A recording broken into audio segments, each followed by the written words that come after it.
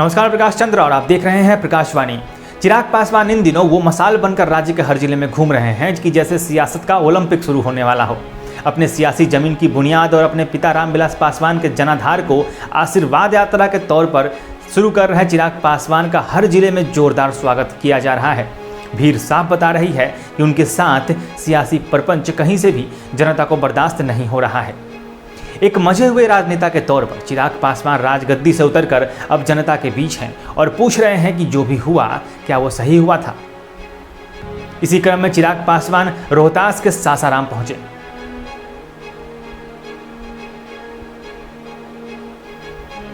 हालांकि चिराग पासवान कहीं भी अपने चाचा पर विवादित टिप्पणी करते हुए नजर नहीं आए हैं। इतना कुछ होने के बाद भी चिराग पासवान में जो विनम्रता नजर आ रही है वो दिल जीतने वाली है। अब तक कोई भी अमर्यादित टिप्पणी उन्होंने अपने चाचा पशुपति पारस पर नहीं की है। हाँ, लेकिन वो नीतीश कुमार पर जुबानी हमला करने से कहीं नहीं चूकते। उन्होंने कहा कि बहुत जल्द बिहार में मध्यावधि चुनाव होने के आसार बन रहे हैं और नीतीश कुमार की कुर्सी खतरे में है। लोगों से मिल रहे प्यार को देखकर फिलहाल यही लग रहा है कि रामविलास पासवान की जमीन पर जनता सिर्फ चिराग पासवान को ही देखना चाहती है। लेकिन राजनीति है, कुछ भी हो सकता है।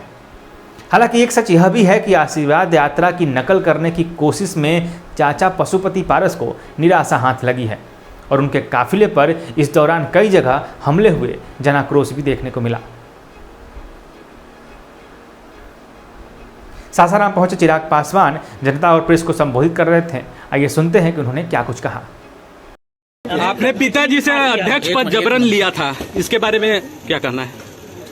मुझे लगता है आप सब में से कोई ना कोई कभी ना कभी मेरे नेता आदरणीय रामविलास पासवान जी से मिला होगा और कम से कम जो वरिष्ठ लोग हैं यहाँ पर उनकी मुलाकात जरूर हुई होगी।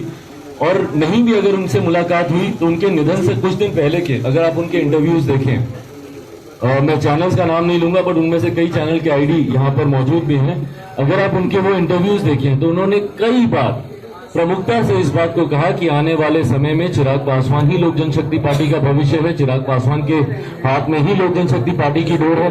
अगर आप उनके अंतिम दिनों के ट्वीट्स भी अगर आप देखें तो उसमें भी उन्होंने प्रमुखता से इस बात को कहा कि चिराग पासवान पर ही मेरा विश्वास है, उसके द्वारा लिए गए हर फैसले पर मेरा विश्वास है।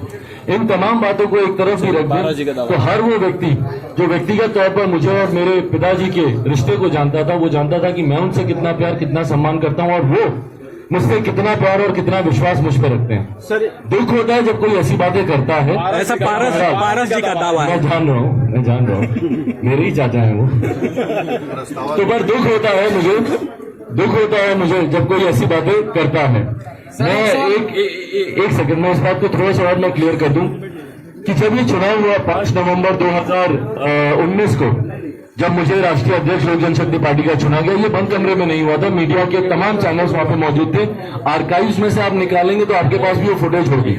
तो उस चुनाव में मुख्य प्रस्तावक की भूमिका में मेरे आदरणीय चाचा जी ही थे और सबकी सहमति से वहां पर बकायदा चुनाव हुआ और उसमें लोक जनशक्ति पार्टी के संस्थापक मेरे नेता आदरणीय रामविलास पासवान जी खुद वहां पर मौजूद थे।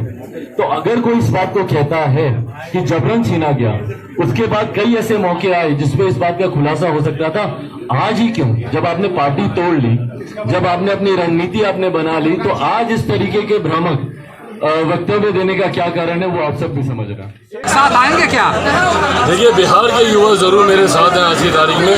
इतना मैं जरूर स्पष्ट तौर से कहूँगा, जिस तरीके से मुझे युवाओं का समर्थन, बुजुर्गों का आशीर्वाद और महिलाएं इतनी भारी संख्या में तस्वीरें गवाह हैं, वो वीडियोस गवाह हैं मेरे सोशल मीडिया प्लेटफॉर्म में, जिस भारी संख्या में महिलाओं का मुझे आशीर्वाद उनका समर्थन मिल रहा है, ये मैं जरूर विश्वास से कह सकता हूँ कि युवा हो, महिला हो, बुजुर्ग हो, इन तमाम का साथ और समर्थन मुझे जरूर मिल रहा है। मध्यावधि चुनाव को लेकर क्या कयास लगा रहे हैं आप? देखिए, मध्यावधि चुनाव होंगे, बहुत जल्द होंगे और जैसा मैंने कहा कि मौजूदा गठबंधन जो एनडीए का है तथाकथित, उसमें जो विरोधाभास चल रहा है उसकी वजह से जरूर मध्यावधि चुनाव होंगे। आपका पेगासस का मुद्दा हो, आपका ट्रिपल तलाक का मुद्दा हो, सीए एनआरसी का मुद्दा हो, जातिगत जनगणना की बात हो या जनसंख्या निरंतर कानून की बात हो, हर विषय में गठबंधन के दोनों साथियों में जो टकरार है ये कहीं ना कहीं भूमिका तैयार कर रही है आगामी मध्यावधि चुनाव को लेकर। चाचा जी को कोई संदेश संदेश देंगे सासाराम की धरती से?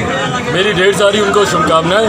पर हाँ, मैं मौजूदा मुख्यमंत्री नीतीश कुमार जी को मैं ज़रूर कहूँगा कि आने वाले समय में जो मध्यावधि चुनाव होंगे, बिहार की जनता इतनी आक्रोशित है उनसे, और जो सुशासन की वो बात करते हैं। हम लोग आ रहे थे अभी रास्ते में, आप देखिए बाजार के सामने जो सड़क के हालात हैं, पूरी सड़क गड्ढों में, पूरी सड़क गड्ढों में। आते वक्त वहाँ पर हम लोग रुके भी, आधे आधे घुटनों तक पानी है वहाँ पर। पानी में हम लोग खड़े होकर, ये सुशासन की सरकार है, ये विकास पुरुष जो अपनी विकास की गाथा सुनाते नहीं थकते, ये इंफ्रास्ट्रक्चर के हालात हैं। जो मुख्यमंत्री खुद अपने कैटरैक्ट का ऑपरेशन कराने दिल्ली जाते हो 1000 किलोमीटर की यात्रा करने, वो इंफ्रास्ट्रक्चर की बात करें, सड़कों के हालात देख लीजिए, अस्पतालों के हालात देख लीजिए। इस वजह से बिहारी पूरी तरीके से मुख्यमंत्री नीतीश कुमार जी से आक्रोशित है, नाराज है, और इसका खामियाजा उनको इस चुनाव में तो भुगतना ही पड़ा। तीसरे नंबर की पार्टी हो गए, अगली बार पूरी तरीके से संभाल।